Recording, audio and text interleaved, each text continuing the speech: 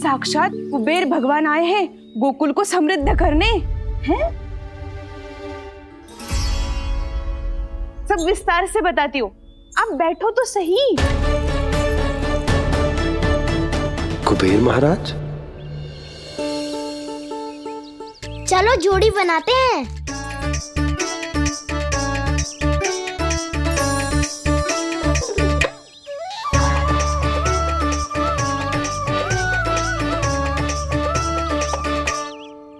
मुझे तो किसी ने ना चुनो, मैं क्या करूं? अरे सुबल, तुझे तो सबसे महत्वपूर्ण भूमिका निभानी है। जो भी उस चट्टान को छूकर तेरे पास सबसे पहले पहुंचेगा वो जीत जाएगा।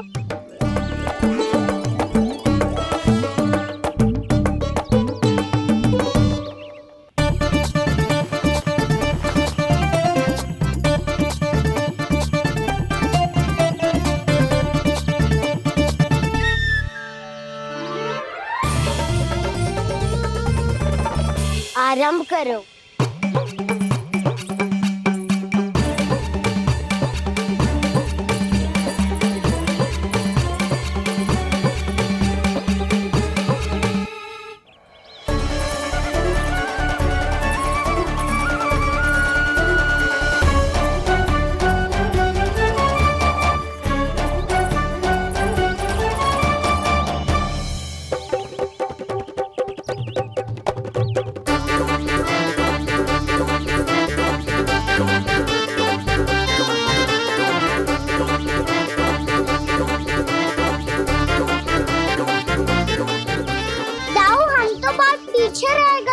चिंता मत करो कान्हा, दौड़ के आरंभ में ही सारी शक्ति लगाने से हारने की आशंका बढ़ जाती है। देखो वो दोनों थक रहे हैं, यही समय है अपनी गति बढ़ाने का।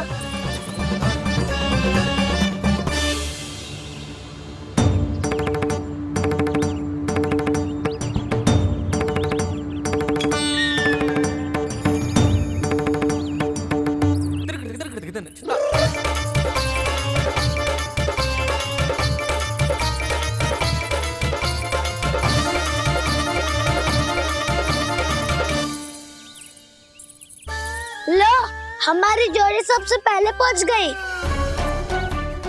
देखा मेरा बलदाव का बल।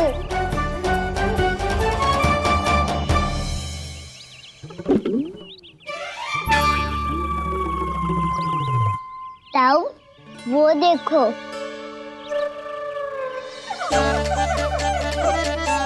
मैया,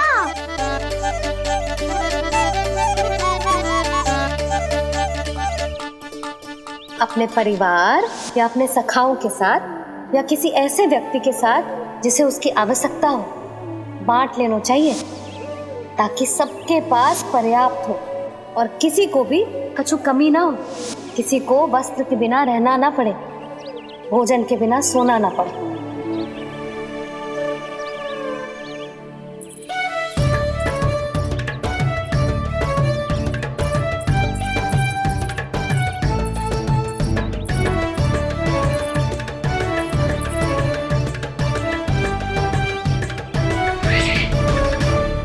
लग तो है इससे भूख लगी है।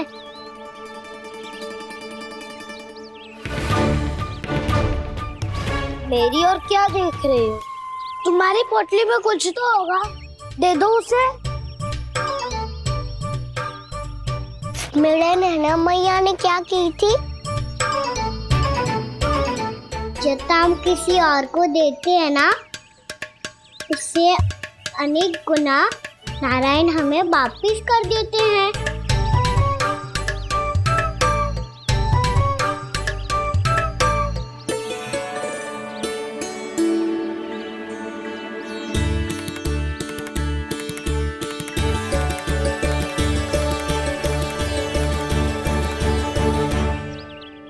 ओहो, अंतिम रोटी थी पर वो तो मैं खा गो। अब तो बस मेरे हाथ में माखन लगा रह गो है।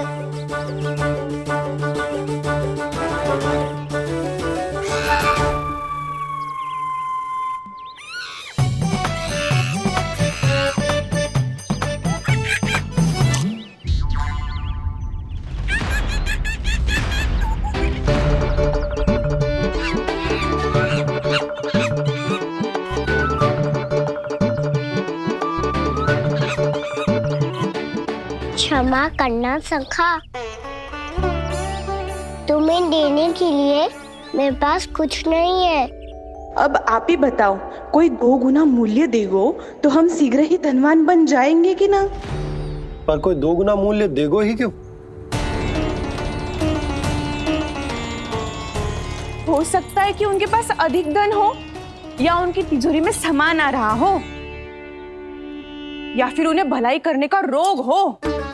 हमें तो आम खाने से मतलब है ना नंदराज। गुटली गिन के हमें क्या लेना देना? मैंने तो निर्णय ले लिया है कि उसकी सिर्फ मान लूंगी। बस नारायण को साक्षी मानकर जब प्रण ही तो लेना है कि सारा का सारा दूध, घी, माखन अब से केवल उन्हीं को देना है मैंने। बस इतनी मांग रखी है उसने? हाँ, आपको विश्वास ना हो रहा हो तो गोकुल में किसी से भी पूछ लियो। 2 गुना दाम दियो है परमानंद जी ने, इसीलिए तो सबके सब आनंद के सागर में गोते लगा रहे हैं।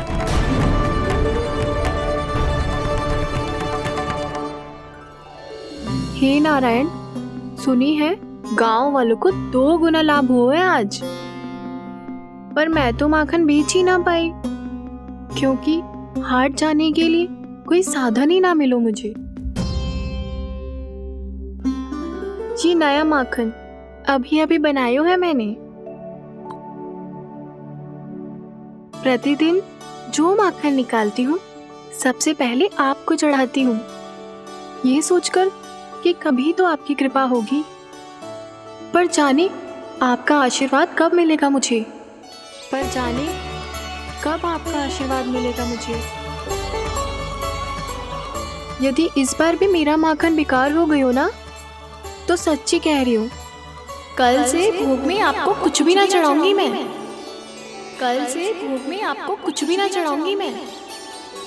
कान्हा, मुस्कुरा क्यों रहे हो? वानर महाराज की भूख कैसे मिटानी है पता है मुझे। कैसे? माखन से। पर माखन कहाँ मिलेगा? सावित्री मौसी के घर से। तो क्या तुम फिर से माखन चुराने की सोच रहे हो? डाउन मेरी बात प्रश्न ही नहीं उठता, इसकी अनुमति नहीं दूंगा मैं। गोकुल वासियों को ऐसा वचन देने की अनुमति ना दे सकता मैं। बिना सोचे समझे कैसे वो किसी अपरिचित व्यापारी के शब्दों पर विश्वास कर सकते हैं?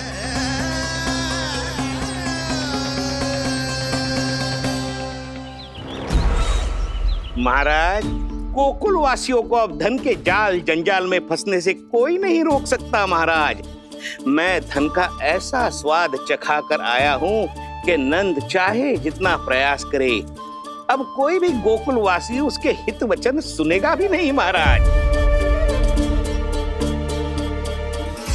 ये बहुत गंभीर बात है, हमें सभा बुलानी होगी यशोदा। जशोदा जी, आप भी कुछ कहो ना नंदराज से। जे अधिक ही सोच रहे, इतनी चिंता करने की कोई आवश्यकता ना है। आवश्यकता तो है। वैसे तो जब कोई लोभ के जाल में फंस जाता है तो उसका बाहर निकलना असंभव है, किंतु फिर भी अपनी दृष्टि चौकन्नी रखना और कान गोकुल में होने वाली हर हलचल पर, क्योंकि मैं नहीं चाहता कि उस छलिया विष्णु अवतार का कोई भी छल मेरे मार्ग का रोड़ा बन पाए। अवश्य महाराज।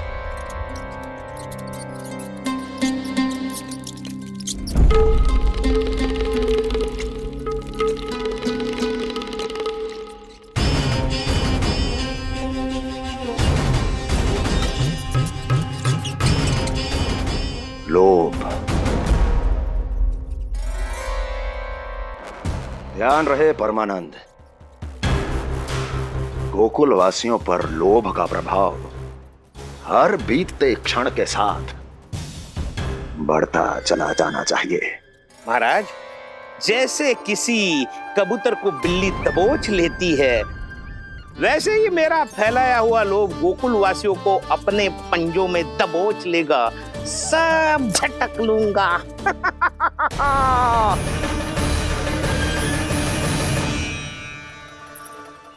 इससे पहले कि माखन पीला पड़ जाए, उसे आंच में तपाकर घी निकाल लेना चाहिए ना, तो पूरा का पूरा माखन बिगड़ जाता है।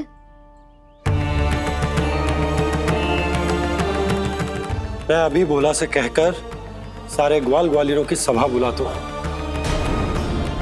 मुझे सबसे बहुत महत्वपूर्ण विषय पर बात करनी है।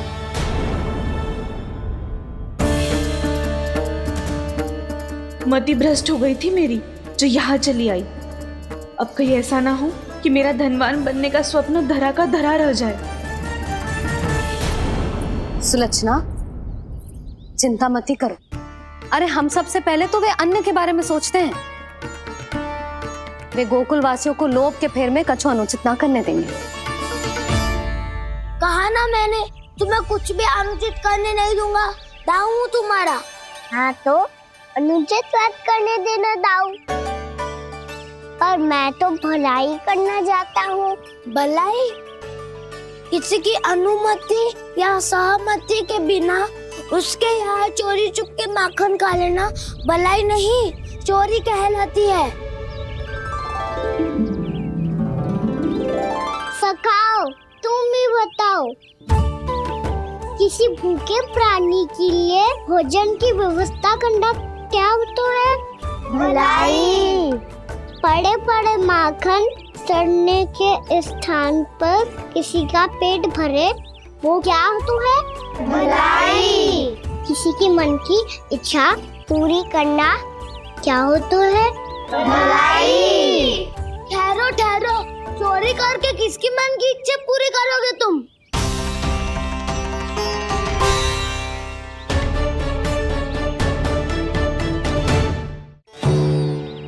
और किसकी दाऊ? स्वयं सावित्री मौसी की। वही तो चाहती है कि मैं उनके घर आऊं और ढेर सारा माखन खाऊं।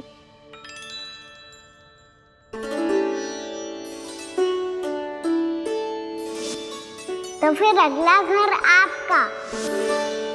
क्षण भर तो ऐसा लगो जैसे कान्हा ने मेरे मन की इच्छा सुन ली हो। वैसे कितना अच्छा हो तो यदि सुन ही ले तो। तुम्हारे कहने का अर्थ है कि सावित्री मौसी चाहती थी कि तुम उनके घर भी जाओ, जैसे जानकी के घर गए थे। ये बात तो उन्होंने मैया के सामने भी कही थी कि मैं उनके घर जाऊं। ये तो उनका सौभाग्य होएगा। किसी का सौभाग्य बिगाड़ते इतने बुरे ना है हम। ये बात तो सही कही है। मुझे भी कुछ अनुचित ना लगता है इसमें। तुम तो सत्यवादी हो मधुमंगल, तुम्हें क्या लगता है? अब बोल भी दो, वानर महाराज भूखे हैं। वानर महाराज से अधिक भूखा तो मुझे तू लग रहे हो।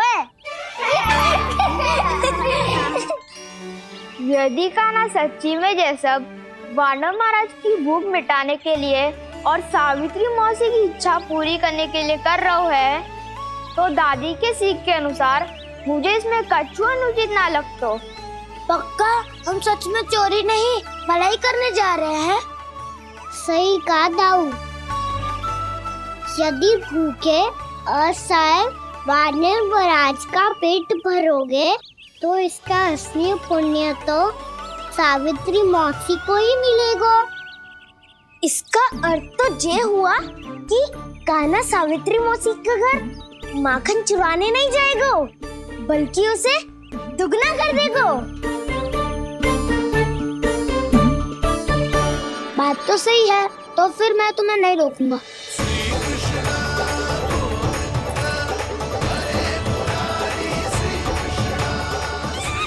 पर इस बार हम तुम्हें अकेले न जाने देंगे सखा।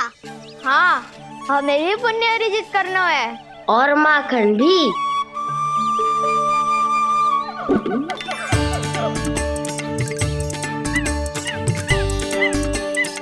लगता है देव वानर महाराज भी हमारी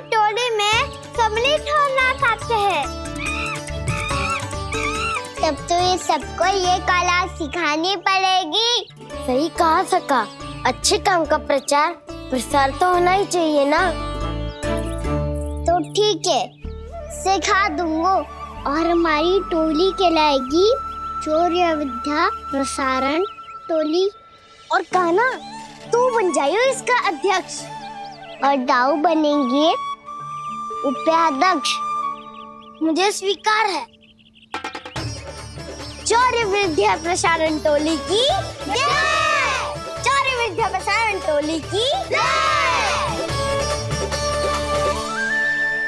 और सुनो, क्या करना है और कैसे।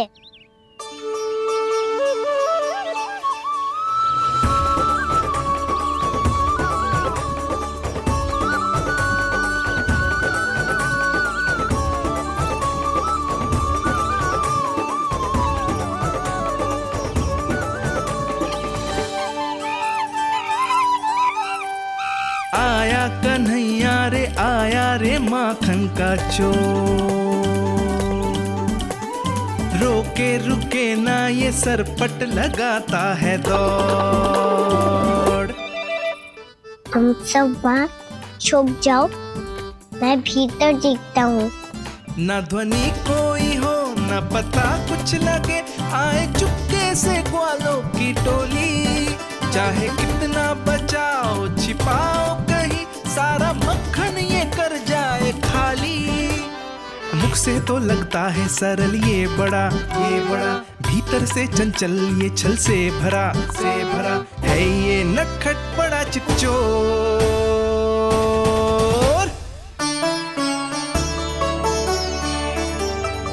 इतनी ऊपर टांग रही हो मौसी। कान्हा सच में आ गयो तो मैं तो धन्य हो जाऊंगी।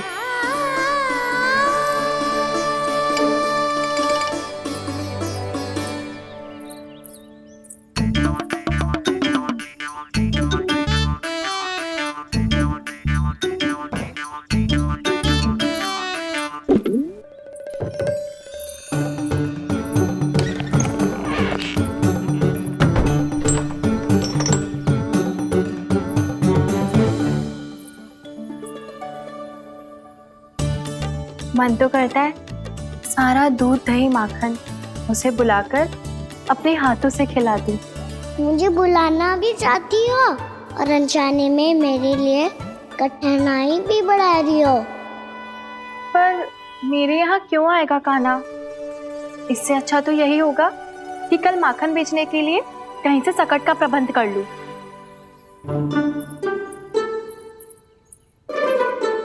छुप जाओ, छुप जाओ।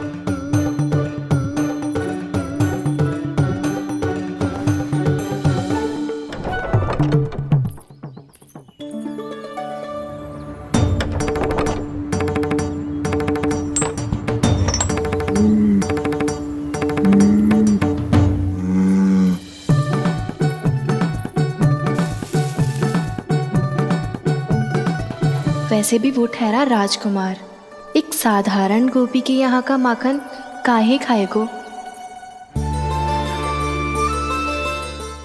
तू भी बावली हो गई है सावित्री। कान्हा आना भी चाहे तो इतनी दूर आएगा कैसे?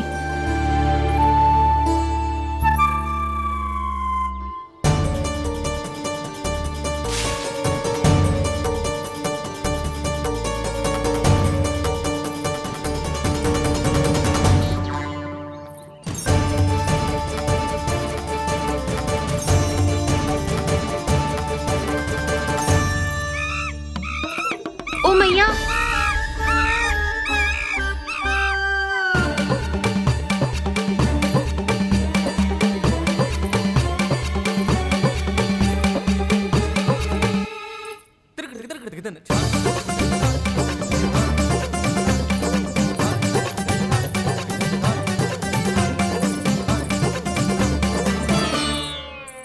सब खड़े हो जाओ।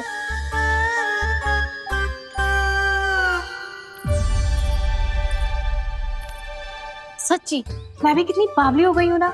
जब नंदवन की ओर जा ही रही हूँ तो कान्हा के लिए थोड़ा सा माखन ले जाती हूँ।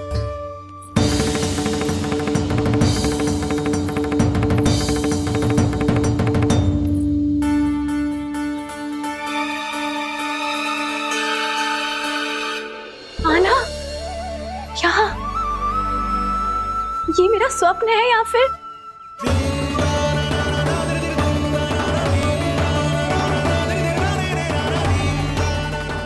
ये सारे बालक यहाँ क्या कर रहे हैं कान्हा के साथ? क्या जानकी सत्य कह रही थी? कान्हा यहाँ पर माखन चुराने आया है। मुझे स्वयं जाके इसे माखन खिलाना चाहिए। चलो सावित्री मौसी के वापस लौटने से पहले मैं कार्य समाप्त करके वापस भी जाना है। कोई पकड़ी मत जाना।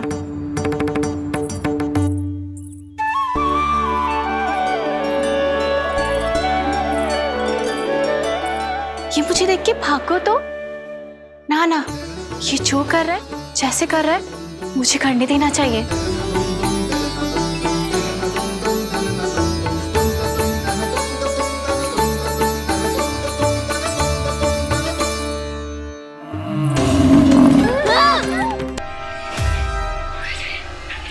हे नारायण मैया,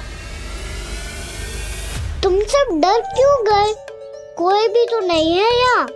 पर वो तो है, सावित्री मासी का रक्षक बलदार।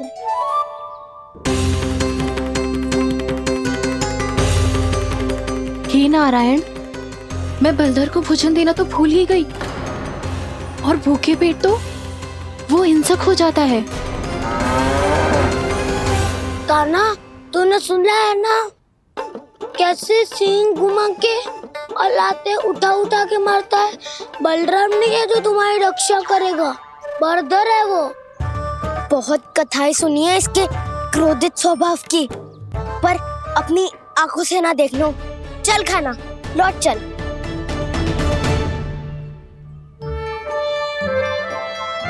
रुक जाओ, चिंता की आवश्यकता ना है। हम पे क्रोध ना करेगो ये।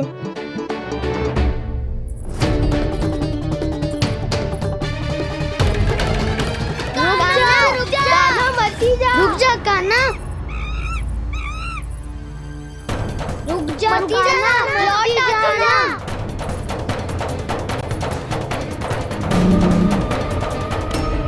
देखो कैसे स्वागत करो है।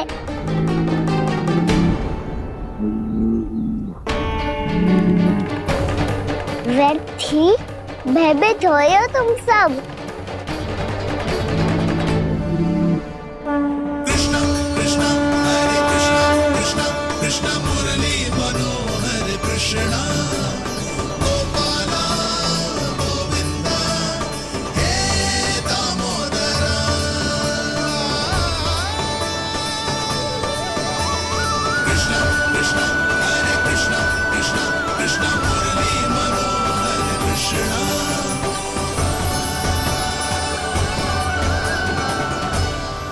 बाल कृष्ण ने छुआ तो एक साधारण बैल को है माँ, पर उनके स्पर्श का अनुभव मुझे हुआ है। बलधर, ये जो वानर महाराज है ना, ये मेरे सखा है। बहुत भूखे है ये, इसीलिए हम इनके लिए तरीक माखन देने आए हैं। हमारा साथ दोगे ना? मैं भी बहुत भूखा हूँ प्रभु। सावित्री मैया चारा देना ही भूल गईं। आप मुझे खोल दीजिए ना। आप भी अपना कार्य निर्विघ्न कर लीजिएगा और मैं भी घास चर के अपनी भूख मिटा लूंगा।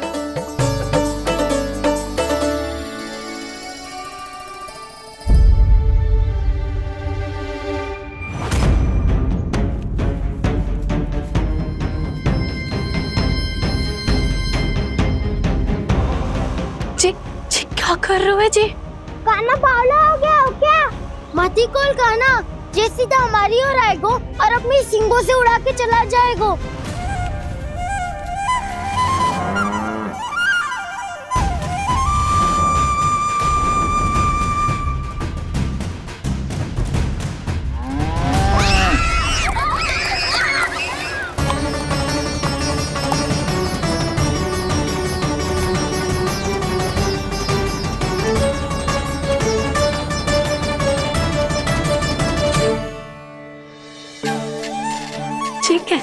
संभव है।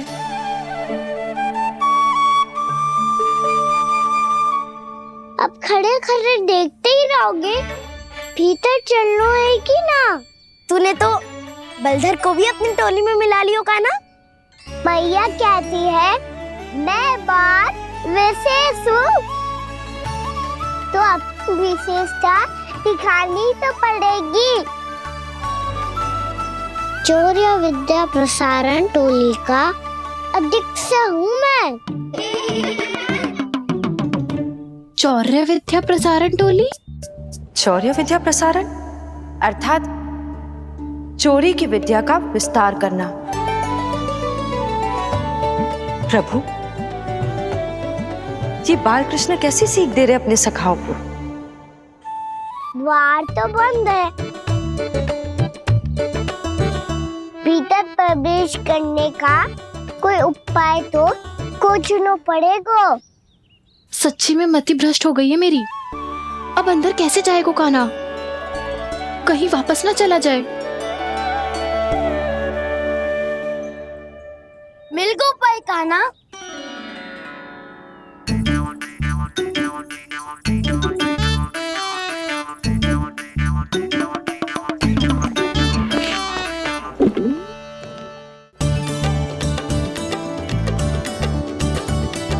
चलो भीतर प्रवेश करते हैं।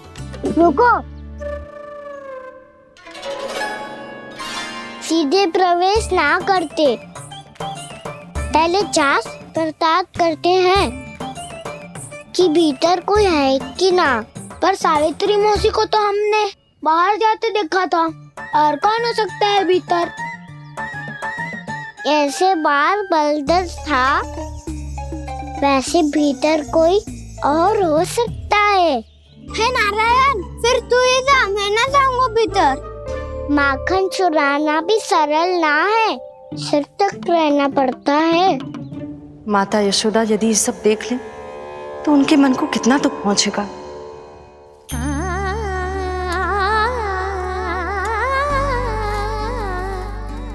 ऐसे जो ठीक ना है लल्ला। जब भूख लगती है तभी मैया की स्मृति आती है तुझे। आज खेल के इतने शीघ्र कैसे आ गो तू? देख लल्ला, मैया तेरे लिए क्या बना रही है। सूजी का हलवा। अभी भी समय है लल्ला, कछु और खाना हो तो बता दे। कान्हा तो बाहर गए खेलने, यशोदा किससे बातें कर रही? अब ऐसे मूर्ति बन के क्या खड़ा है?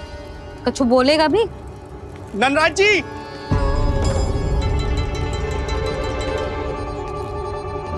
नंदराज जी, लगभग सभी को सभा की सूचना दे दी है, और जो तनिक दूर रहते हैं उनके बंसी गए हुए हैं सूचना देने के लिए, और उपनंद भैया आपकी चौपाल में प्रतीक्षा कर रहे हैं। चलो। देख लल्ला, अभी क्षण भर पहले तो पीछे ही खड़ा था, कहाँ चला गया? देख लल्ला जी, लुक्का छिपी खेलने का समय ना है। चल मिलके नारायण को प्रसाद चढ़ाते हैं। कान्हा, कहाँ चला गया?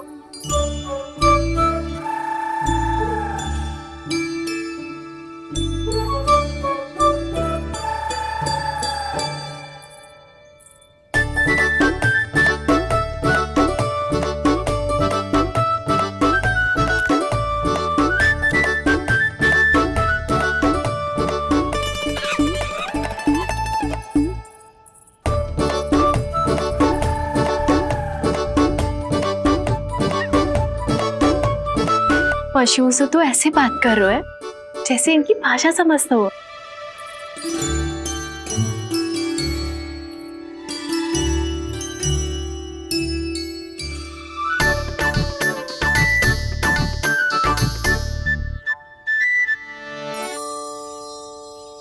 लग तो है यही रखा है सारा का सारा माखन।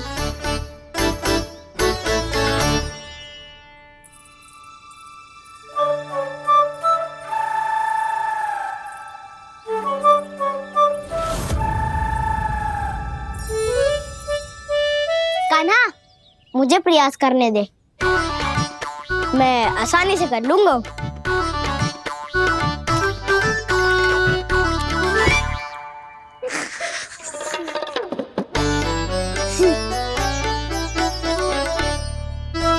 सावित्री के घर की कुंडी इतनी आसानी से नहीं खुलेगी लल्ला।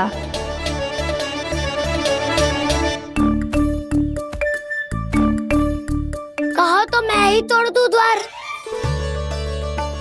ना ना, चिंता मत कर काना, पीछे मुड़ के देख, सारा का सारा माखन ऊपर ही तो लटक रहो है। कोई लाभ ना हो तो दाऊ, माखन तो वो रो।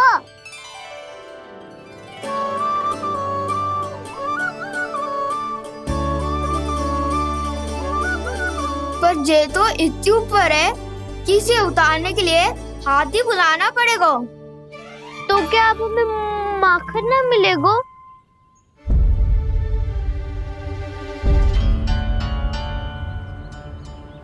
मुझे क्या पता था कान्हा कि तू सच्ची में आने वालो है।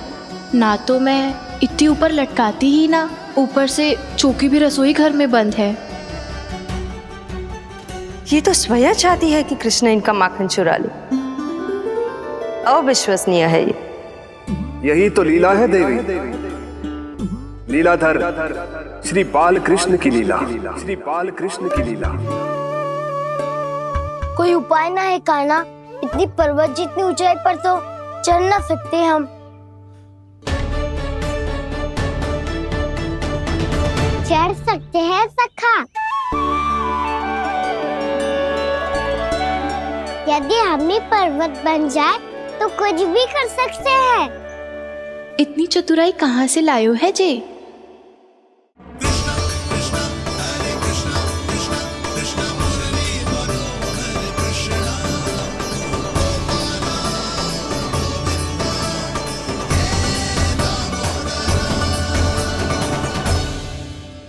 हम सबसे ऊपर कौन चढ़ेगा?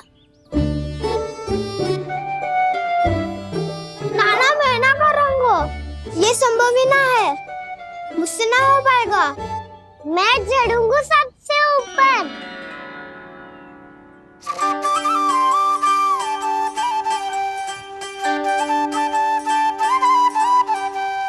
आया कन्हैया रे आया रे माखन का चोर, न ध्वनि कोई हो न पता कुछ लगे, आए चुपके से ग्वालों की टोली। चाहे कितना बचाओ छिपाओ कहीं, सारा मक्खन ये कर जाए खाली। मुख से तो लगता है सरल ये बड़ा भीतर से चंचल ये छल से भरा है ये नटखट बड़ा चिकचोर।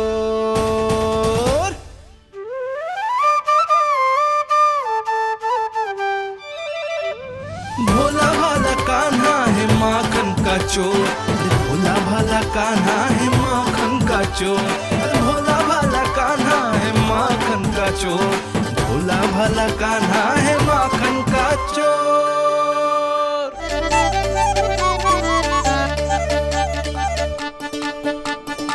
कान्हा की योजना सफल हुई, माखन मिल गयो।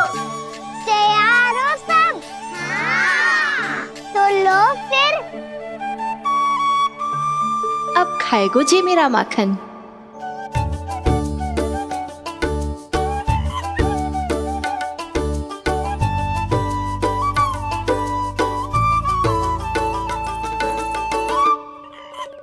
वानर महाराज, सबसे पहले तो आप ही लो। हैं? जिसकी जीभ अधिक लपलपाए वही सबसे पहले माखन खाए।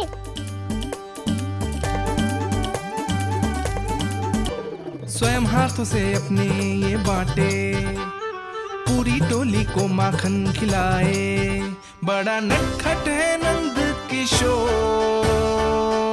लो दाऊ, ये आपका। सारा माखन जे इन सब में बांट रहो है, स्वयं ना खाएगो। भोला भाला कान्हा है माखन का चोर, अरे भोला भाला कान्हा है माखन का चोर, अरे भोला भाला कान्हा है माखन का चोर। इतनी देर बाद ही सही, अब खा रहो है जी मेरे हाथ का माखन। प्रभु, ये जो भी करते हैं उसके पीछे कोई ना कोई उद्देश्य अवश्य होता है। मैं ये जानने के लिए आतुर हूं कि इस माखन चोरी की लीला के माध्यम से कौन सा संदेश देना चाहते हैं ये? बस यही कि यदि कोई भक्त सच्चे हृदय से भगवान का स्मरण करे तो भगवान अवश्य आएंगे और अपने भक्तों के कर्मों को सुधारने की प्रक्रिया प्रारंभ कर देंगे।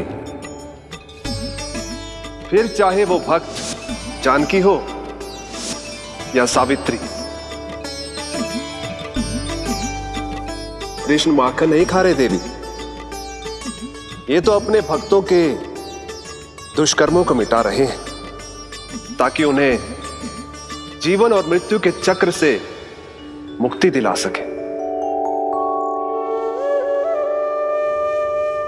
पर प्रभु, ऐसे तो सारा संसार इन्हें माखन चोर बुलाएगा। ये माखन आत्मा की तरह है और आत्मा तो सदैव से ही परमात्मा की होती है। इसीलिए कृष्ण जो चुरा रहे हैं वो माखन नहीं, ये तो इन गोपियों की चित है देवी। अब से जो भी व्यक्ति इन्हें माखन चोर बुलाएगा वो इन्हें प्रेम से चित चोर कहकर भी पुकारेगा। वो इन्हें प्रेम से चित चोर कहकर भी पुकारेगा।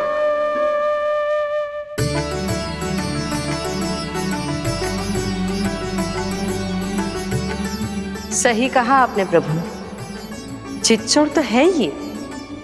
इन्होंने केवल गोपियों का नहीं, अपनी मैया का भी चित चुराया है। कान्हा, देख लल्ला, अब सामने आ जा। लल्ला,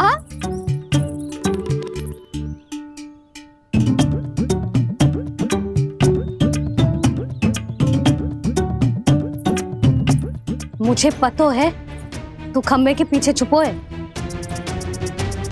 बाहर निकल।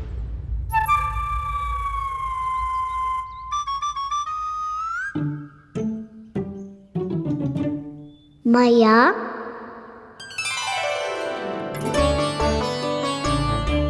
रुक लल्ला,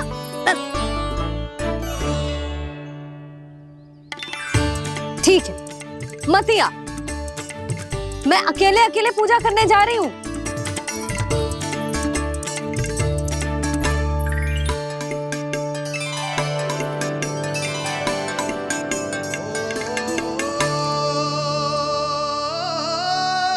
बस ऐसे ही पहले अपनी मैया को सताया कर और फिर अपनी जे निर्दोष सी मुस्कान से मेरा मन मोह लिया कर।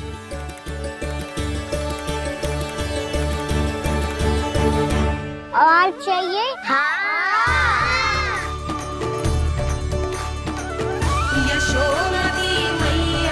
ये तो फिर से माखन बांट रहा है।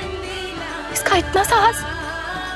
यदि यही सब करना तो मुझसे आज्ञा क्यों नहीं ली? मैं अपने हाथों से बहुत प्रेम से खिलाती, पर ये तो चोरी कर रहा है। इसकी आज्ञा ना दे सकती मैं। मेरा माखन व्यर्थ में सब में बांटने चलू है।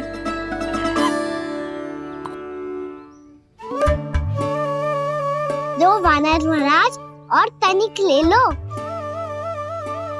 सखा तो सखा, ये तो वानरों में भी बांटने लगू है। और चाहिए? नाना, नन्ना है, भैया ने क्या कही थी? लोभ बहुत भयानक राक्षस है। पर कान्हा, अभी तो गले तक ही गया है माखन। पूरी मटके छट कर गए और माखन अभी तक गले तक ही पहुंचा है। हाँ, तभी मेरी भी ना मिट्टी है। वसंता, इसे तुम ले लो।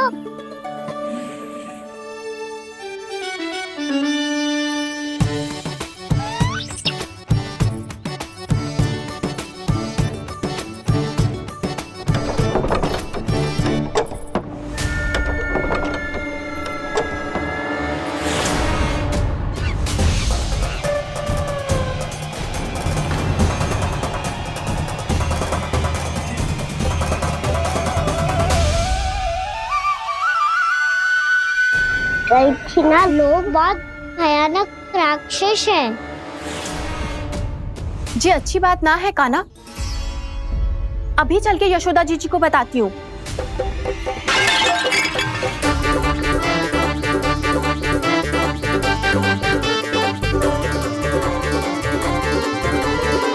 पर आप ही नहीं तो कही थी कि आप किसी को कछु ना बताती, बल्कि प्रसन्नता से खिलखिल जाती।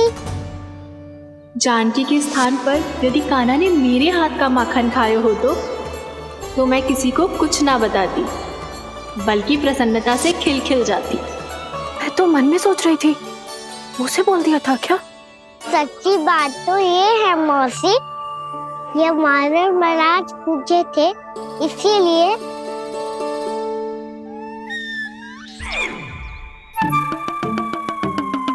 कल मैं इसीलिए ना बेच पाई क्योंकि हाट जाने के लिए सकट ही ना मिलो, और आज बेचने के लिए तो माखन ही ना बचो। चिंता मत करो मौसी, 2 गुनों से भी अधिक मिलेगा। भूखे की भूख मिटाने का पुण्य प्राप्त किया है आपने। बस आप मैया को कछु मत बताइयो।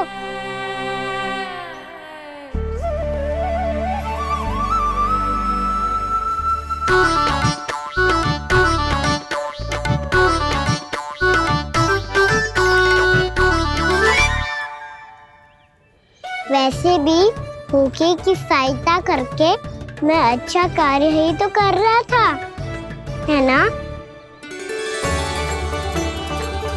कान्हा, मौसी अब सब गए, मैं भी जाऊं?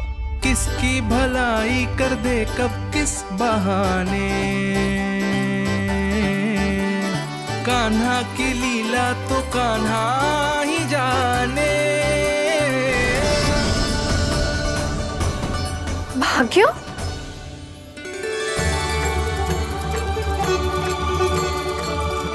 कान्हा, एक तो चोरी की और ऊपर से मूर्ख बना के भागो। ये ठीक ना है, मुझे यशोदा जीजी को बताना ही होगा, और वो भी इसके घर पहुंचने से पहले।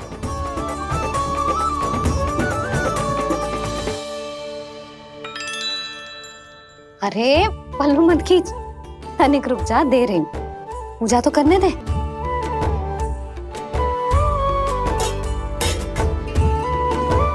ले, अब जितना मन करे उतना प्रसाद खा।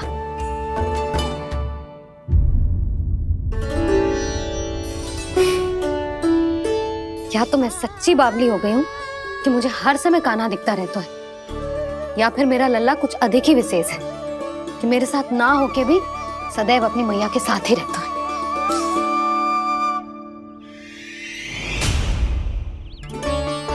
आज तो कैसे प्राण बचे नारायण ही जानते हैं। मैं तो पाऊ को सिर पर लेके ऐसे सरपट भागो कि पूरे गोकुल में बड़ बोले। इस समय तो बड़ी बड़ी मत हाको, पर असली लाभ तो वानर महाराज ने उठाया है। पूरी की पूरी मटकी अकेले लेके निकल लिए। ये हमारी प्रतीक्षा कर रहा था ताकि हम माखन बांट सके। हमारे साथ ना दाऊ, उनके साथ।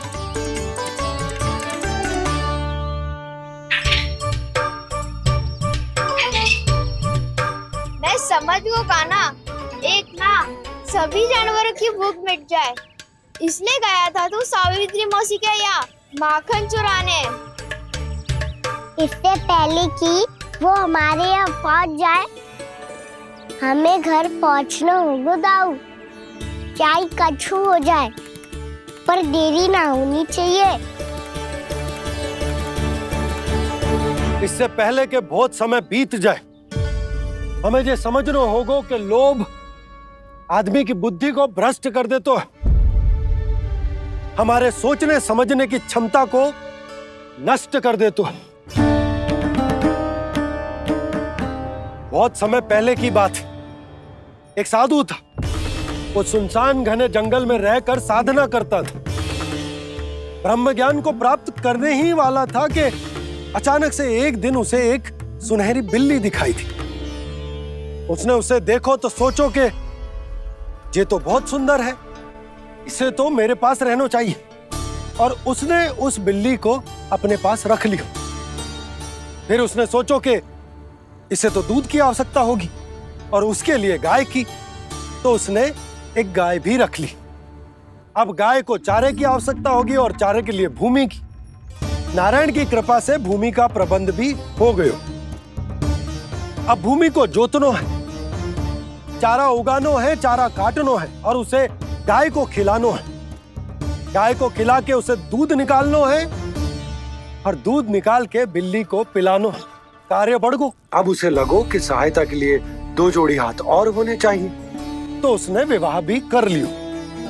कुछ समय बीतो और संतान हो गई और उसे एक बड़े घर की आवश्यकता अनुभव हुई। इसी प्रकार धीरे धीरे लोभ ने उसे अपनी छाया में ले लिया और वो नारायण की साधना कर ब्रह्म ज्ञान को पाने के अपने परम लक्ष्य को भूल गो। फिर अनेक वर्ष बीतने के पश्चात उसकी अपने गुरु से भेंट हुई। पहले तो उन्होंने उसे पहचाना नहीं और पहचानो तो उनने कही कि एक बार, बस एक बार अपने कर्तव्य से भटका था तू, और देख कैसे देखते ही देखते लोभ के जंजाल में गहरे ही गहरे धंसता चला गया। सोचो, कहीं उस व्यापारी को धन के लोभ में अपना वचन देकर आप सब भी जे ही भूल तो ना करने जा रहे। परिवार, घर द्वार, भोजन, सुख शांति जीने के लिए आवश्यक जिस सब कुछ तो है आपके पास। इसीलिए मुझे चिंता हो रही कि जिस प्रकार उस साधु ने ब्रह्म ज्ञान प्राप्ति का अवसर गवा दिया था, आप सब भी इस लोभ में आकर अपना सुख चैन ना गवा दो।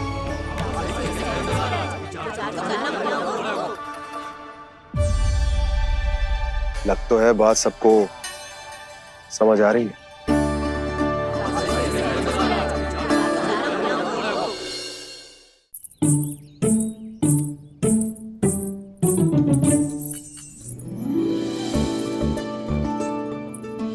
भाभी आसानी से ना मिलने देंगी कान्हा से, पर उसे देखे बिना रहा भी तो ना जा रहा मुझसे। कहाँ है वो? मुझ पे बहुत क्रोध है उन्हें। इतने शीघ्र शांत ना होगा, उन्हें मनाना तो पड़ेगा ताकि मैं नंद भवन में फिर से बिना किसी रोक टोक के आ जा सकूं। पर क्या बोलूं, कैसे मनाऊं उन्हें?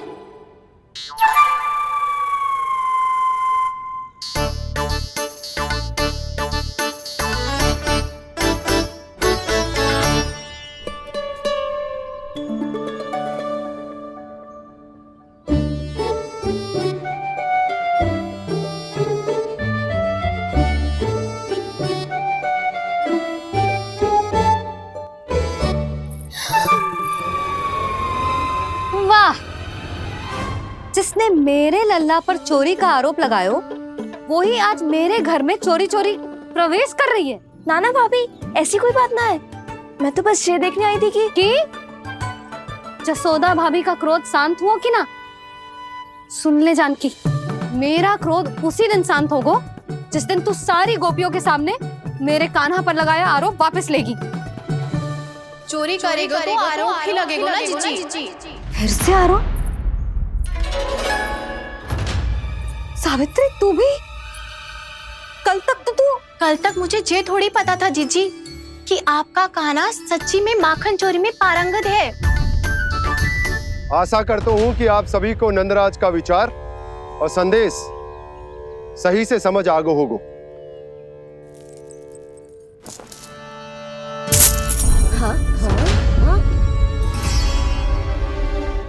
सिक्कों की खनक बता रही है कि पोटली कितनी भारी है।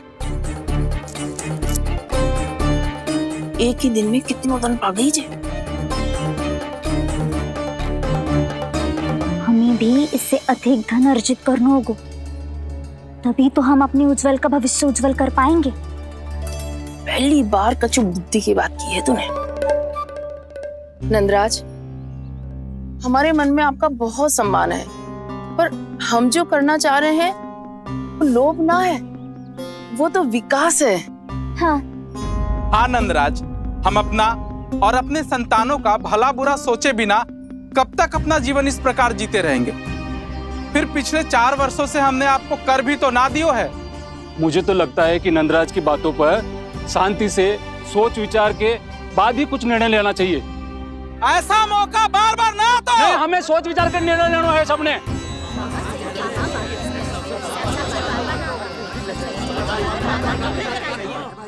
चोरी में पारंगत? हाँ जीजी, उसने टोली बनाई है और उसका नाम भी रखा है चौर्य विद्या प्रसारण टोली, और आपका कान्हा उसका अध्यक्ष है। अच्छा, तो कान्हा पूरी टोली लेकर आया था चोरी करने तेरे घर? और नहीं तो क्या।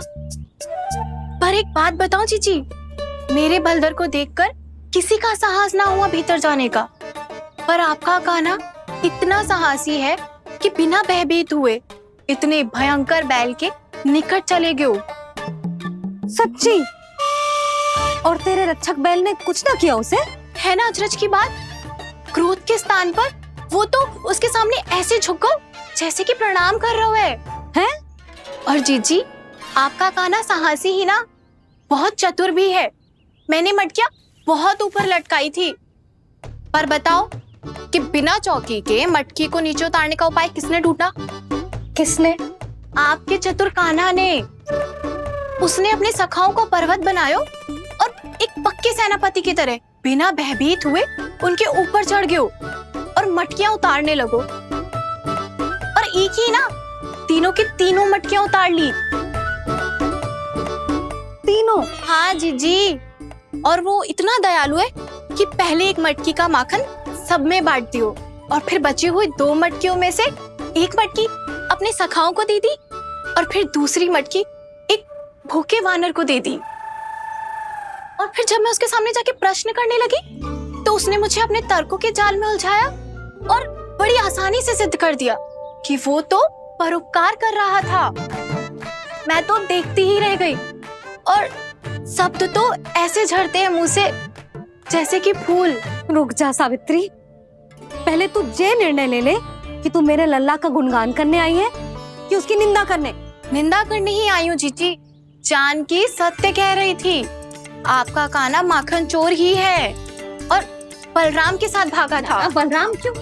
वो तो साक्षात गरुड़ देव की पीठ पे बैठ के उड़ के आयो है, तभी तो तुझसे बहुत पहले आके यहाँ बैठ गओ ना। आ देख ले, आ जा। देखो कैसे बैठ के सब पहरा दे रहे हैं कि कोई पंछी अनाज ना चुगले, और तुम दोनों व्यर्थ में इन सब पर दोष लगा रही हो।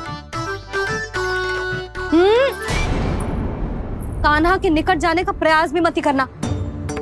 पहले मेरे लल्ला पर आरोप लगाती हो, फिर उससे मिलना भी चाहती हो।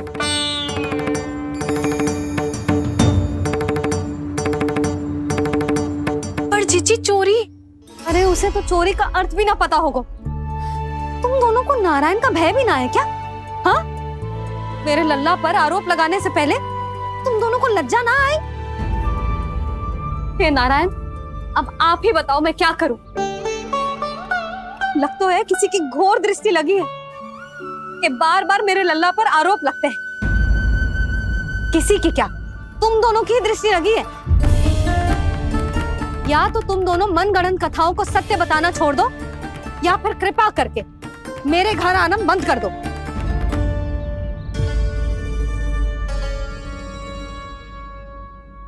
अब दोनों मुंह क्या ताक रही हो? हाँ, जाओ यहां से। और तुम दोनों नंद जी की सभा में क्यों ना गई? हाँ,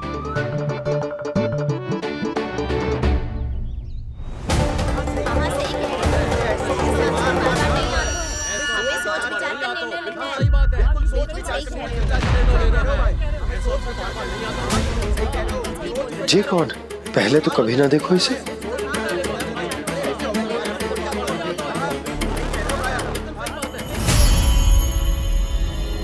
कहाँ को? बस करो।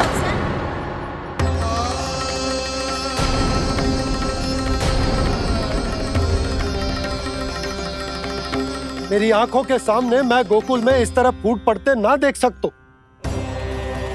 राजा हूं मैं, परंतु आज तक मैंने कोई भी निर्णय आप सब पर ना थोपो और ना ही आज थोपूंगा। मुझे पता है आप सबके पास कल सूर्यास्त तक को समय,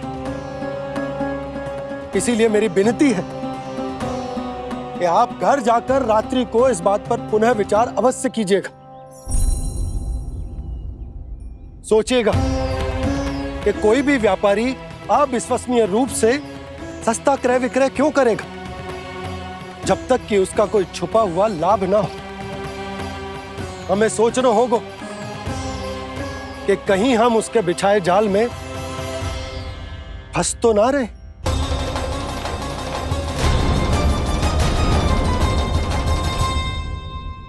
बच गए भैया, जैसे तैसे ही सही, पर समय से पहले पहुंच ही गए हो। सावित्री मौसी तनिक सी बात को इतना बड़ा चढ़ा के बोल रही थी जितना उज्जवल भी ना बोलतो।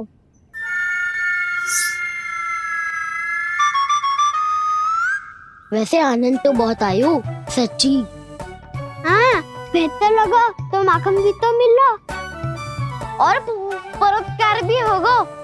बता काना, और किसके घर जाना है अब? आज ही तो हमें शिक्षा मिली है, इतनी शीघ्र भूल गए तुम सब। लोग के चक्कर में पड़ोगे तो फंसोगे।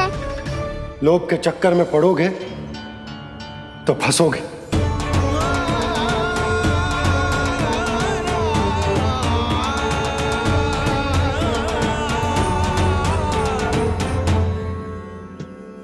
चोर चोर कह रही है मेरे निर्दोष से बालक को। अब तो इन दोनों ने अति ही कर दी है।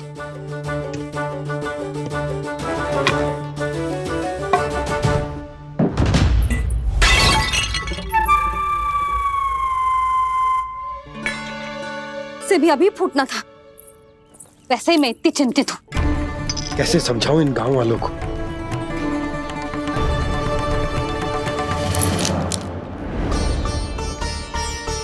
कोई समझने को तैयार ही ना है। लगता है सबकी बुद्धि भ्रष्ट हो गई है। सही कह रही हो यशोदा तुम। मुझे तो लगता है कि सोचना समझना ही छोड़ दिया सबने। अनेकों तर्क देके समझा दियो, सिद्ध कर दियो, पर इनकी मोटी बुद्धि में कछु आतो ही ना है।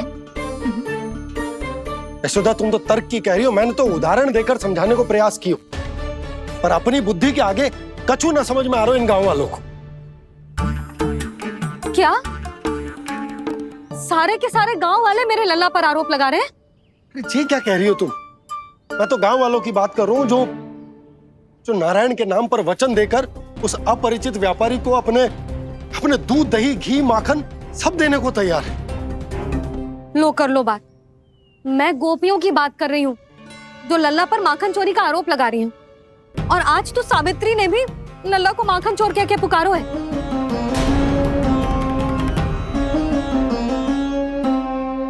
सावधान यशोदा, कहीं बड़ा होकर माखन चोर ना बन जाइए। अच्छा, ये सब आप छोड़ो। स्त्रियों की बात है, मैं संभाल लूंगी। आप ये बताओ सभा में क्या हुआ? गोकुल में फूट पड़ गई यशोदा, लोभ की फूट।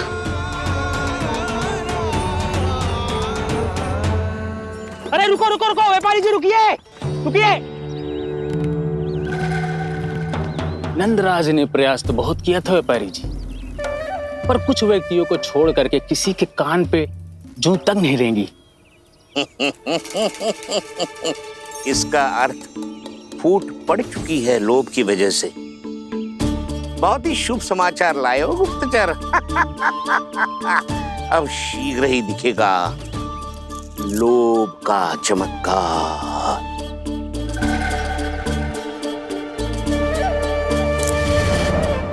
लोभ से बचने को जो पाठ हम कान्हा को पढ़ा रहे थे ना, आज वही पाठ मैं इन गांव वालों को समझाने में असमर्थ रहा। आप चिंता मत ही करो जी, धीरे धीरे सब ठीक हो जाएगा। तब तक बहुत देर हो जाएगी यशोदा। ये गोकुलवासी मेरे अपने, उन्हें अपनी आंखों के सामने मैं भूल करते ना देख सकता। वो सुलक्षणा वो उस व्यापारी के प्रभाव में आ गया और शंकरी मौसी और सुमति भी सुलक्षणा के मार्ग पर ही चल रही। कान खोल के सुन ले बहू, आज से घर में दूध पीनो बंद, दही खानो बंद और माखन तो बिल्कुल न खानो। पर मैया, पर किंतु परंतु कुछ न सुननो मुझे। सुलक्षणा की जैसे धनवान बननो है कि ना?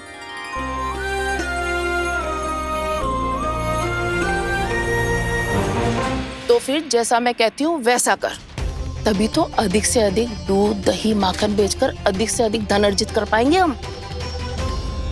सुलक्षणा को उस व्यापारी की तरह धनवान बनना है और शंकरी मौसी को सुलक्षणा की तरह। ऐसे तो पूरा गांव ही लोभ में पड़कर कल उस व्यापारी के पास पहुंच जाएगा। अब तो फिर स्त्रियों को मुझे अपने ढंग से समझाना पड़ेगा। अब गोकुल वासियों को चाहे कोई भी कितना भी समझा ले, बुझा ले, ज्ञान बांटे, उन्हें केवल एक ही भाषा समझ में आएगी, लोभ की भाषा। लगता है आपके पास बहुत उत्तम योजना है व्यापारी जी। सब झटक लूंगा।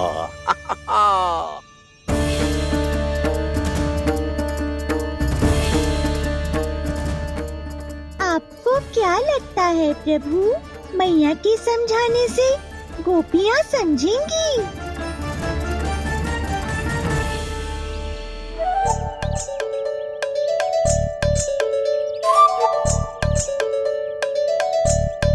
कान्हा, और कितनी प्रतीक्षा करवाएगो? अब बता भी दे, माखन चुराने किसके घर जाना है?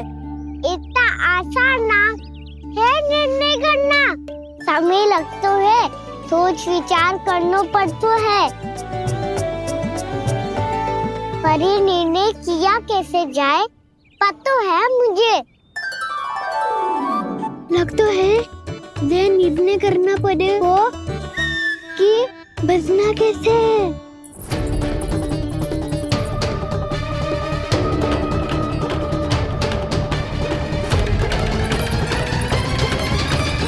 सावित्री मौसी ने हमारे चौरे विद्या प्रसारण के बारे में सबको बता दियो क्या?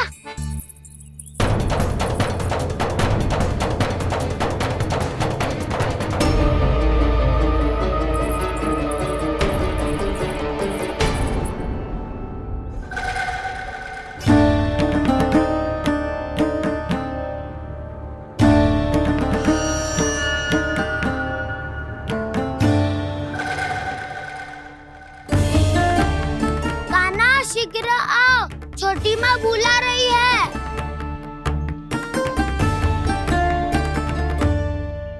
अब डांट भी पड़ेगी और कुटाई भी होगी। चौरी विद्या प्रसारण कल ही आरंभ हुआ था और आज ही समाप्त हो जाएगा। सब इतने गंभीर क्यों है आज? गंभीर तो होंगे ही ना दाऊ, क्योंकि मैया आज अच्छा वाला पाठ पढ़ाने वाली है।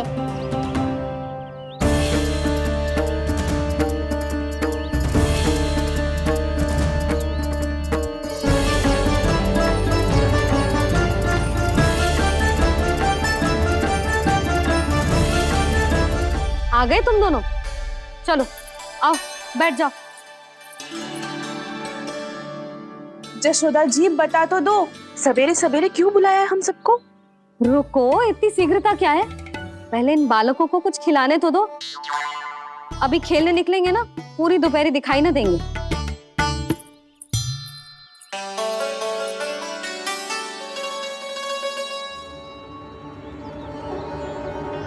मैया देखो ना, कैसे अपने आभूषणों का दिखावा कर रही है जो सुलक्षणा।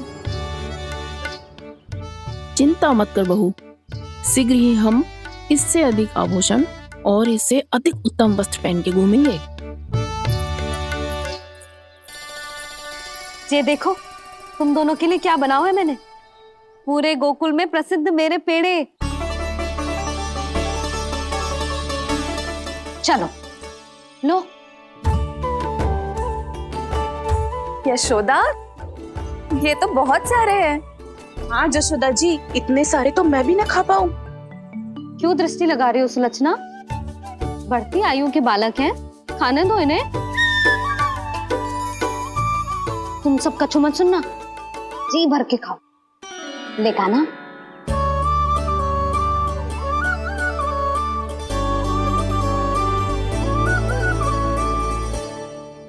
हे नारायण, मैंने अपने कान्हा को जो सिखाओ है, बस वे उसे स्मरण रखें और उसका पालन करें।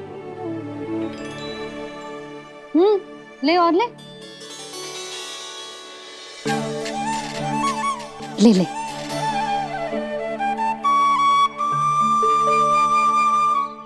आज तो एक के बाद एक पेड़ मिल रहे हैं, वो भी बिना रोक टोक के।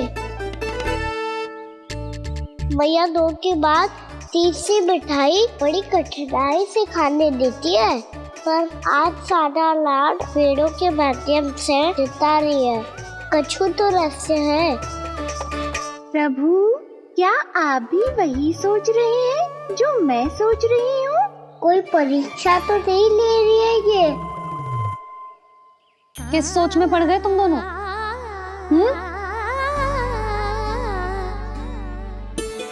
खाओ ना।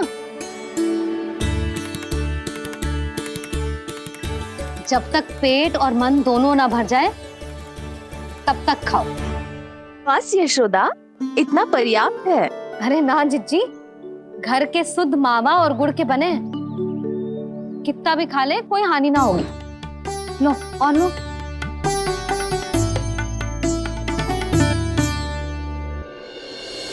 प्रभु, परीक्षा ही है ये तो खाए जा रहा है, कहीं मेरी दी हुई सीख फूल तो ना खाओ, सारा खेल बिगड़ जाएगा। सदैव स्मरण रखियो लल्ला, लोभ बहुत भयानक होता है, बहुत भयंकर। जो एक बार हमारे मन में प्रवेश करके हमें भीतर से ही जकड़ लेता है, इसके कारण हम अधिक से अधिक और अधिक से अधिक पाने की इच्छा करने लगते हैं। क्या हुआ कान्हा, रुक क्यों गए?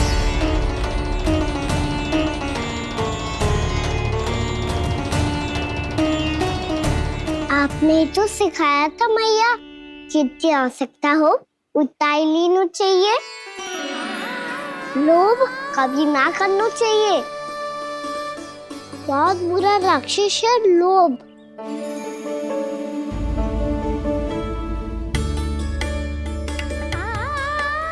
थोड़ा और खाने में कोई बुराई ना है कान्हा, ले ले। ना मैया, लो मैं अधिक खाऊंगा तो फिर पेट पकड़ के बैठना पड़ेगा।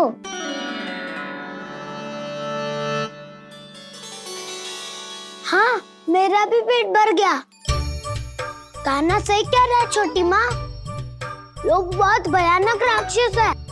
जो भी लोग के चक्कर में पड़ेगो वो बहुत बुरा फंसेगो। अच्छा जाओ, जाके खेलो तुम दोनों। मैया, ये पेड़ अपने सखाओं के लिए भी ले जाऊं मैं? हाँ लल्ला, ले जाओ अवश्य।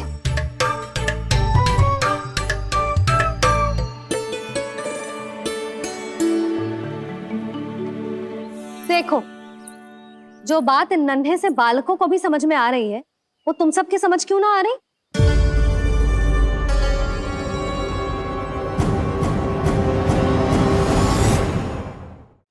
क्या समझाना चाहती हो जशोदा जी? तनिक खुल के बोलो। जब बसंता खाने के बाद भी हलवा खाने का हट करता है तो उसे मना क्यों करती है? इसीलिए ना, ताकि स्वाद के लोभ में उसका स्वास्थ्य ना बिगड़ जाए। और उज्जवल, जब भरी दोपहरी में बाहर खेलने का हट करता है तो तू उसे मना क्यों करती है?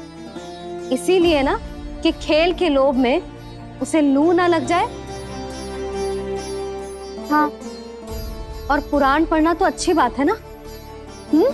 तो श्री रामा जब रात में दीप के प्रकाश में पुराण की कथाएं पढ़ना चाहते है तो क्यों मना करती है? उसे बता। ताकि कथाओं के लोभ में उसकी दृष्टि खराब ना हो जाए जीजी। तो इसका अर्थ तो यही है ना कि लोभ चाहे पेड़ों का हो, चाहे पुराण की कथाओं का हो, या फिर अधिक धन अर्जित करने का हो। लोभ सदैव हानिकारक ही होता है। जे बात तुम ही सब ना समझोगी तो अपने बालकों को कैसे समझाओगी? बोलो। हम सबकी मैया यहाँ क्यों आई है? डांट पड़ी क्या? चौरी विद्या प्रसारण टोली के बारे में सबको पता चल गो क्या? चिंता के चने चबाना छोड़ो और ये पेड़े खाओ। भीतर और भी गंभीर समस्या पे चर्चा चल रही है। कैसी समस्या? लोग की भयानक राक्षस की समस्या। व्यापारी जी, नंद जी ने कल सभा बुलाई थी और आज रानी यशोदा जी ने सारी स्त्रियों को अपने घर पे बुलाया है।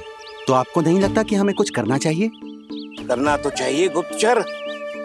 सबसे पहले हमें हाट जाकर गोकुल वासियों की प्रतीक्षा करनी चाहिए। सूर्यास्त से पहले वो सारे मूर्ख वहां आने वाले हैं, मेरे सामने नारायण के नाम का प्रण लेने। उन्हें चाहे कोई भी कितना भी समझा ले बुझा ले, उससे कोई अंतर नहीं पड़ेगा गुप्तचर। हमारा वास्तविक धन क्या है? दूध, घी, दही, माखन, यही ना? हाँ, तो श्री नारायण की कृपा से तो हमारे पास इसकी कोई कमी ही ना है। तो हम सब तो पहले से ही धनवान हुए ना। तो फिर जे गोधन अपने परिवार और संतान में बांटने के बाद जो भी बचतो है वो तो हाट पे बिखी जातो है ना। तो फिर मथुरा के किसी अपरिचित व्यापारी के साथ माथा फोड़ने की क्या आवश्यकता है?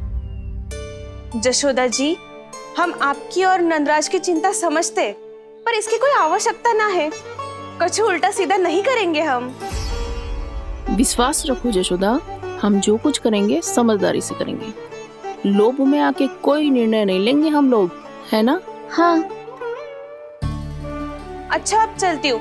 बुलावे की सूचना पाके सब कार्य ऐसे ही छोड़कर आ गई थी।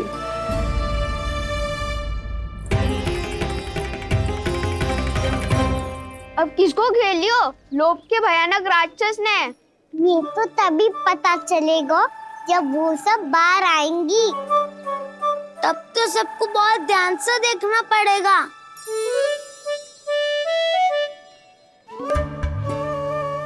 देखना तो पड़ेगा दाऊ, तभी तो पता चलेगा माखन चुराने किसके यहाँ जाना है।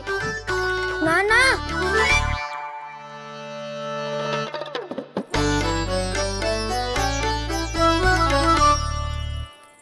लोग का राक्षस तो उनके पास दिख ना रहे हुए है।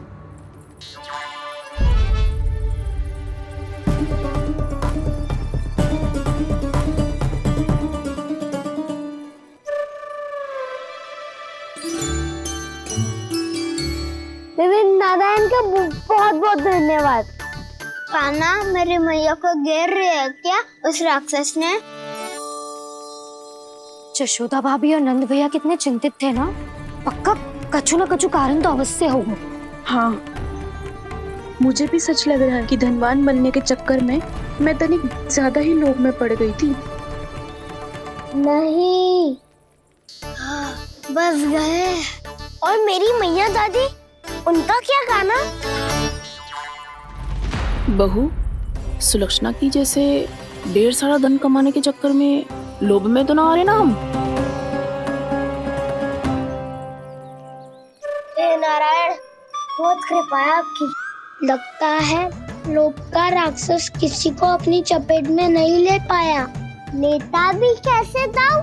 मेरी मैया ने जो समझायो है। क्या लगता है यशोदा, इन्हें समझ आया होगा? आशा तो यही है, और अब भी ना समझी तो फिर तो नारायण भी ना समझा सकते। सुनो, दोपहरी में हम सब मिलेंगे। दोपहरी में? तो क्या तू तब निश्चित करेगो कि आज किसके यहाँ जाना है माखन? आज कोई माखन चोरी नहीं होगी। क्षमा करना राव, भैया के ता समझाने के बाद भी जिसके समझ में कछु ना आई हुई थी उसके घर चोरी तो करनी पड़ेगी आज।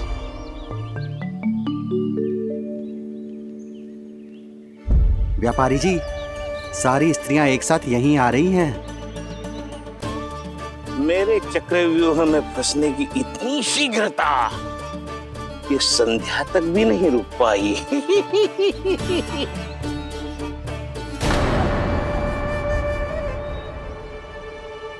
पर ये आपके तरफ ध्यान क्यों नहीं दे रही हैं?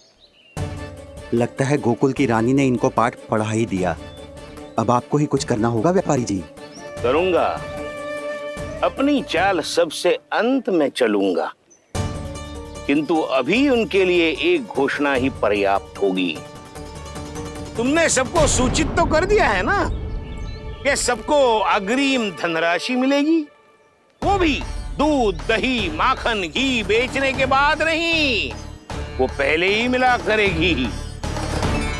वो भी केवल एक दिन की नहीं, पूरे सप्ताह की। मैं बिल्कुल सही कह रही थी। जशोदा जी और नंदराज व्यर्थ ही चिंता कर रहे थे। यदि व्यापारी जी के मन में कोई मैल होता तुझे अग्रिम धनराशि थोड़ी ना देते। बात तो तुम सही कह रही हो सुलक्षणा।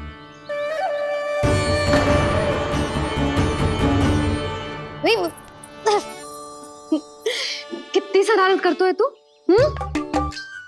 काजल लगाने दे मुझे। भैया पहले मुकुट लगाओ ना।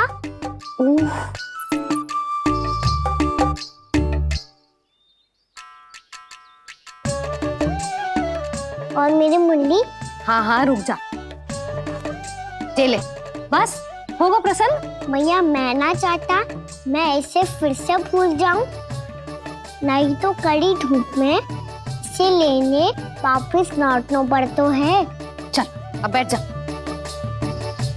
अब मुझे काजल लगाने दे लेना। भैया इतना सारा काजल मत लगाओ, छोटा सा बालक लगता हूँ मैं। आहा, नखरे तो देखो, इतना सज धज के तो तेरे बाबा भी ना जाते बाहर, दृष्टि लग जाएगी लल्ला।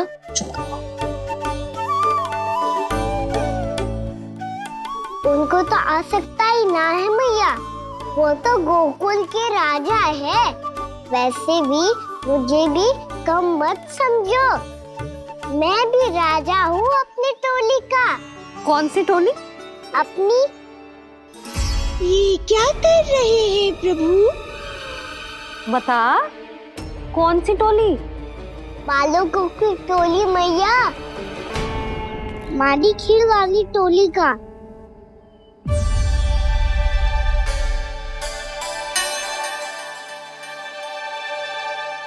क्या हुआ जी? देखो जी, आप इतनी चिंता मत ही करो। आप गोकुल के राजा हो और जे बालकों की टोली का राजा है, तो मैं भी जसोदा हूँ, मैं कोई कम थोड़े ना हूँ। मैं भी गोकुल की स्त्रियों की रानी हूँ। मैंने सबको समझाओ है, सब समझ गई हैं। उपनंद भैया से बात करके आ रहा हूँ अभी। पता चलो है कि उस व्यापारी ने अग्रिम राशि का लोभ दिया है सबको। मुझे ना लगता तुम्हारे समझाने का कोई लाभ हो। अभी तो ये सब समझ के गई, बोल के भी गई कि अब उस व्यापारी के फेर में ना फंसेंगी। इतनी शीघ्र पलट गई, इन सब में अपनी बुद्धि ना है क्या? जब कोई विकार मन में बस जाता है ना यशोदा, तो सूझबूझ सब समाप्त हो जाती।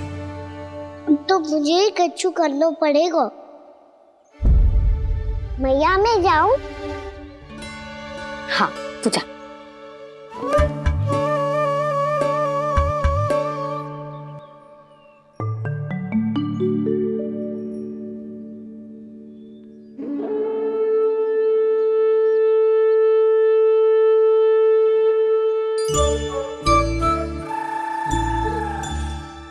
बहुत बड़ी समस्या हो गई है सखाओ। कैसी समस्या? लोभ का भयानक राक्षस कहीं ना गए हो, वो अभी भी यही है। मुझे पता था, और इसका सबसे अधिक प्रभाव तो मेरी मैया और दादी पर ही हुआ है। तुम सच कह रहे हो उज्जवल? हाँ। अरे कछु ना बलदाऊ, जे बड़ बोला तो ऐसे ही बात करते रहेगा बड़ा चढ़ा के। बड़ा चढ़ा के नहीं बोल रहा हूँ मैं। आज से घर पे दूध, दही, माखन, घी सिर्फ एक बार ही मिलेगा, पर क्यों? ताकि अधिक से अधिक दूध, दही, माखन, घी बचाकर उस व्यापारी को 2 गुना मूल्य पे बेचा जाए। इतने से तो काम ना चलेगा। उस सुलक्षणा से, और मैं तो कहूँ सुलक्षणा से ही क्यों, पूरे गोकुल में सबसे अधिक धनवान बनना है तो और माखन जमा करना पड़ेगा। हाँ हाँ मैया, लाओ मैं इसे ऊपर रख देती हूँ। चोरी चुपके से खा तो ना जाएगी ना? तेरी घबराहट बता रही है कि घर से निकलने से पहले तूने थोड़ो माखन तो खाया है। सच्ची बोल। ना ना मैया, मैं क्यों माखन खाऊंगी? मैं भी तेरी मैया हूँ लाली, माप के रखो तो मैंने।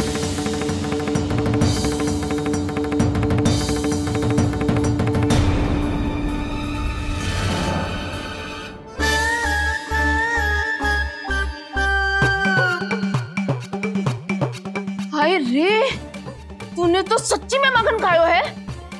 तनिक भी लज्जा ना आई तुझे? असत्य बोलने से पाप लगता है मैया, और जितनी बार आप माखन नाप रही है उतनी बार डंडी पे लगा माखन आप स्वयं चाट रही है, और दोष मुझ पे दे रही है। वो तो बस मैं इसलिए चाट रही थी कहीं व्यर्थ ना जाए। और तेरी जीभ है कि तीखी मिर्ची। एक तो मैया से बहस करती है और चोरी छुपके स्वयं खा के मैया पे दोष भी धरती है। हे नारायण, कैसी बहू दी है मुझे। जा, दूर हो जा मेरे कक्ष से।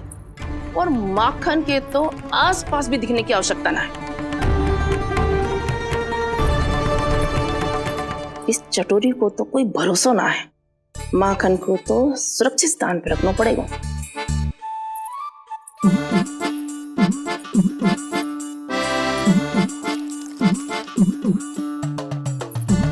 यदि बहू ने अब मटकी उतारने को प्रयास किया तो अचानक पानी गिर जाएगा और घबरा के वो चिल्लाएगी और मुझे पता पड़ जाएगा। मैया,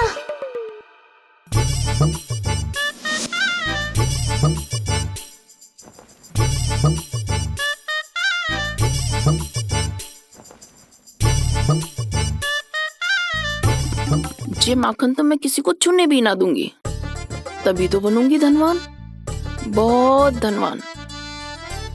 मैया माखन बेचने कहीं अकेली ना निकल जाए। ये तो पता भी ना चलने देगी कि कितना धन मिलो है। इन्हें अकेली धनवान ना बनने दूंगी मैं भी बनूंगी धनवान, बहुत धनवान। पहले तो जब चाहे तब भरपूर माखन खा सकता था, पर अब दोनों तो ऐसे संभाल के रखती हैं कि जैसे माखन की मटकी ना स्वप्न का कलश हो। मेरे यहाँ भी ऐसा ही हो रहा है। नारायण का बहुत बहुत धन्यवाद। नंद जी और जशोदा जी की बातों में आने से पहले ही सत्य का पता चल गया।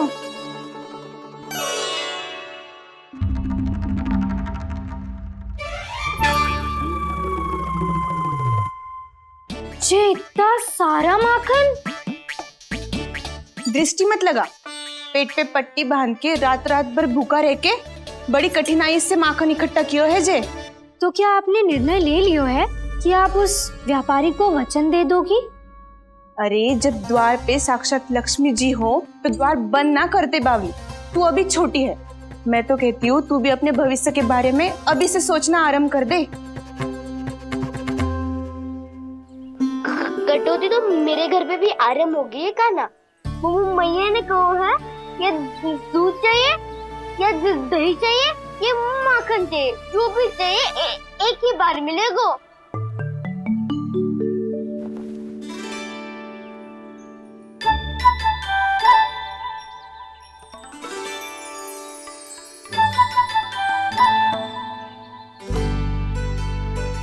तब हमारी टोली को ही कुछ करना पड़ेगा।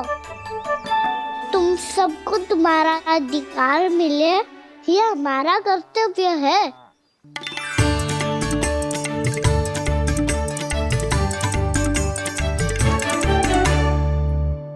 अब हम कछु ना कर सकते यशोदा। यदि अब मैंने उन्हें रोको तो उन्हें लगेगा कि मैं उनसे उनकी उन्नति का अधिकार छीन लूं। दूध दही माखन पे सबसे पहला अधिकार बछड़ों का होता है। फिर घर के बालों को का, और ये अधिकार हमें दिलाना चाहिए, है ना दाऊ? मैं सब समझता हूँ कान्हा, तुम मुझसे इसलिए पूछ रहे हो ताकि तुम माखन चोरी की योजना बना सको, पर मैं तुम्हारा समर्थन नहीं करूँगा। पर दाऊ, ना ना, पिछली बार तुमने ही कहा था ना कि हम ये चोरी केवल वानर महाराज की सहायता के लिए कर रहे हैं।